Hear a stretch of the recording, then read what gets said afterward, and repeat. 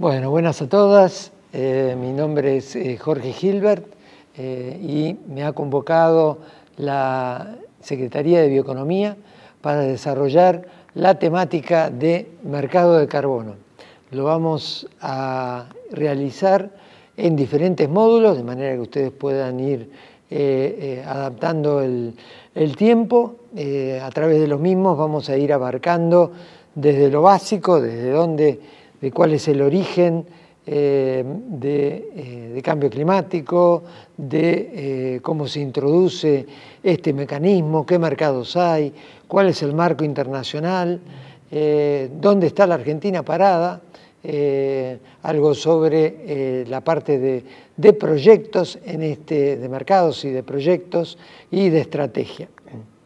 Bien, comenzamos entonces a ver el tema de cambio climático. Como muchos de ustedes ya conocen, es la Tierra como planeta recibe radiación y energía del Sol, y gracias a que tenemos la atmósfera no nos congelamos ni nos derretimos, ¿no?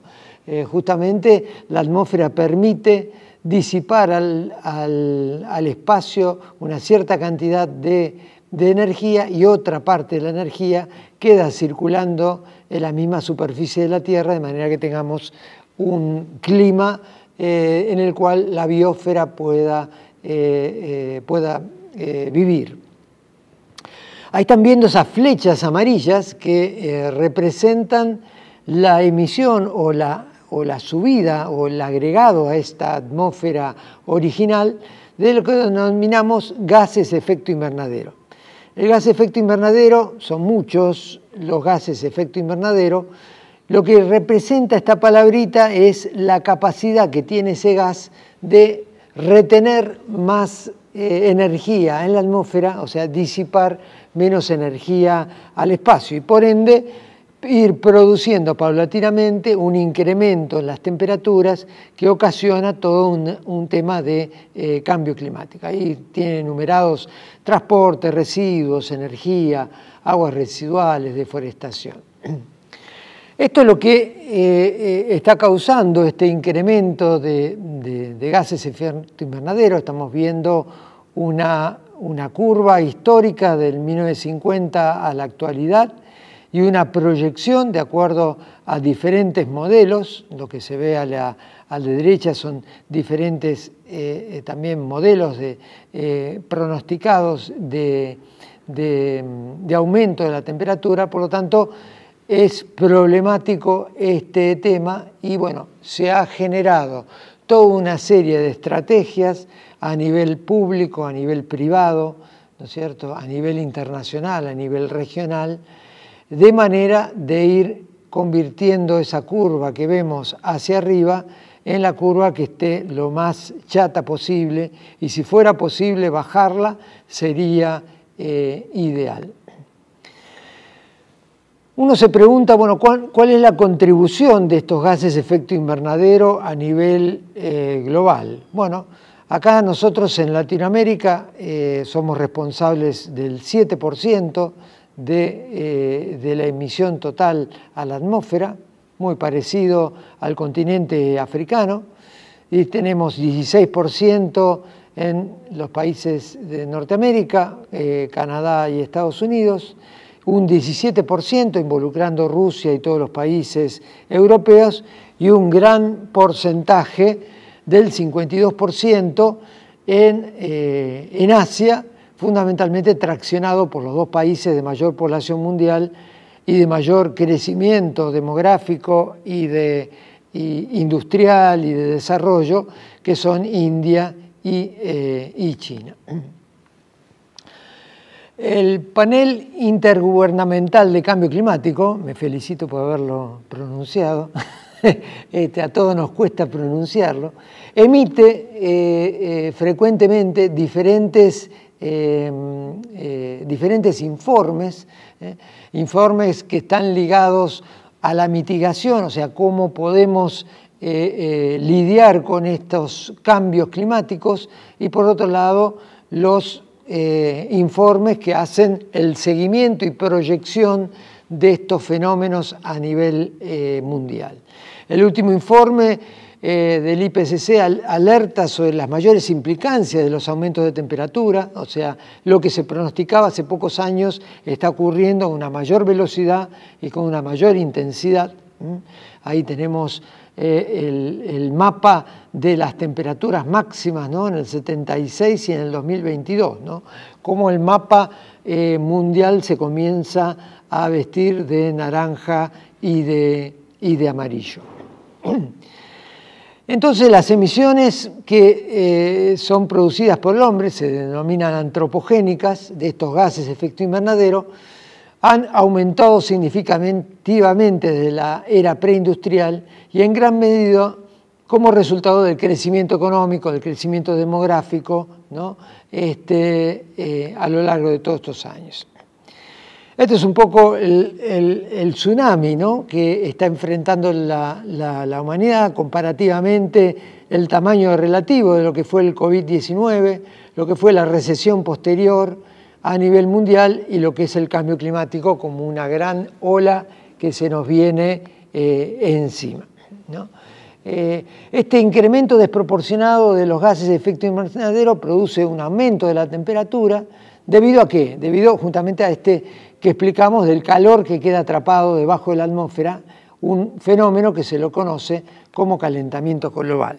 Algunos números: temperatura media del planeta aumentó 1,2 grados en los últimos 40 años, el deshielo, 4,5% de pérdida en el sector ártico, y tomando de referencia el año 2011, desde la época preindustrial, aumentó cerca de un 147% el dióxido de carbono, un 260% el metano y un 123% el óxido nitroso. Cada uno de estos gases tienen diferente poder de efecto invernadero. Yo siempre lo llamo como el grosor del vidrio que pondríamos arriba de la atmósfera, ¿no?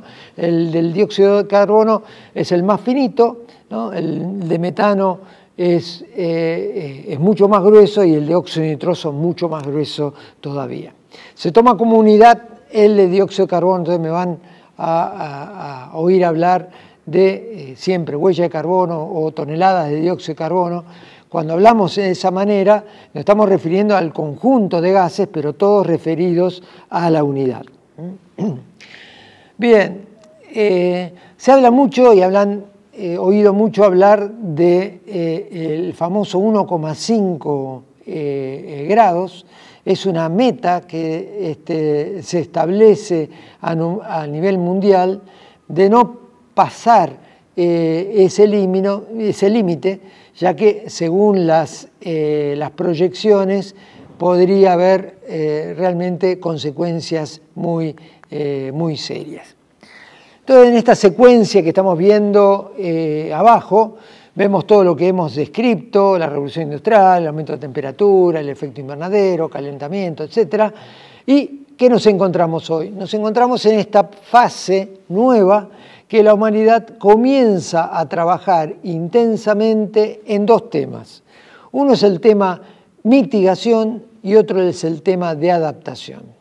Cuando hablamos de mitigación es la intervención del ser humano para reducir las fuentes, ¿no es cierto?, o mejorar las capturas, se llaman sumideros, ¿no? Son capturas de carbono, ese dióxido de carbono que está y esos gases que están disueltos en la atmósfera, bueno, pueden ser capturados por el agua, en los suelos agrícolas, ¿no?, como los dos ejemplos más importantes de captura de carbono.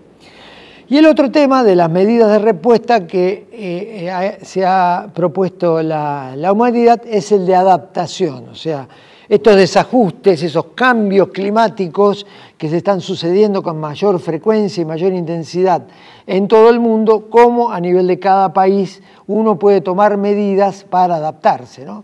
Yo siempre doy el ejemplo, bueno, tenemos una ruta con una alcantarilla que pasa por debajo, con un caño de determinado diámetro, pensado en el promedio anual de precipitaciones para la zona donde fue construida la ruta.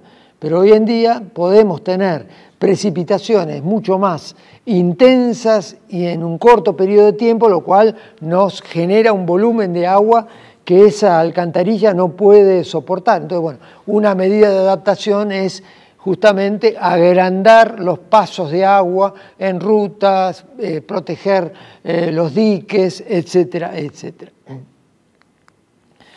Bien, acá tenemos la definición, ¿no es cierto?, de la mitigación, intervención humana encaminada a reducir las fuentes y potenciar los sumideros de efecto invernadero, y la de adaptación, ¿no?, para que les quede a ustedes después en la presentación, los sistemas humanos en el proceso de ajuste al clima real o proyectado y sus efectos a fin de moderar o minimizar el riesgo a los daños e incluso aprovechar las oportunidades también, porque se pueden llegar a generar nuevas oportunidades debido al cambio climático.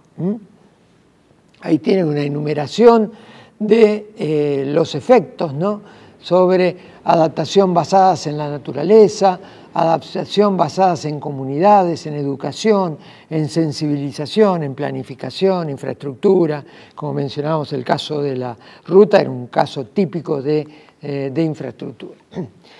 ¿Qué pasa con la Argentina, ¿no? ¿Qué se está viendo a nivel de Argentina? Bueno, el sector norte del país, fundamentalmente mayor estrés hídrico por aumento de temperatura, ¿no?, mayores oscilaciones, en las zonas áridas descompensación entre periodos sin lluvia y periodos con lluvia, en la zona que está dependiendo de los oasis para irrigación, San Juan, Mendoza, Neuquén, Río Negro, etcétera, potencial crisis del agua, retroceso en los hielos continentales en el sur del país, en las zonas costeras, aumento del nivel del mar, ¿no?, retroceso de caudales medios de los ríos en la cuenca del Plata. Hemos tenido hace muy poco una enorme afectación de la capacidad.